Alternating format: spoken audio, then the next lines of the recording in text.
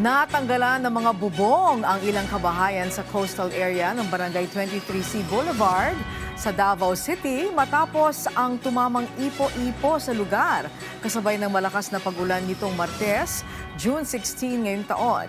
Ayon sa mga otoridad, ilang bahagi ng mga bahay sa lugar na gawa sa magagaang na materyales ang nasira dahil sa malakas na hangin. Sa ngayon, nagpapatuloy ang assessment at validation ng Barangay 23C Disaster Risk Reduction and Management Council upang matukoy ang kabuang pinsalang iniwan ng insidente. Wala namang naitalang nasugatan o nasawi sa naturang pangyayari. Kaugnay nito, nagpaalala ang lokal na pamahalaan ng Davao City sa mga residente na manatiling alerto, lalo na kapag may malakas na pag-ulan at hangin. Nanawagan din sila sa publiko na kung may makikita na ipo-ipo, agad na makipag-ugnayan sa kanilang barangay o mga response unit.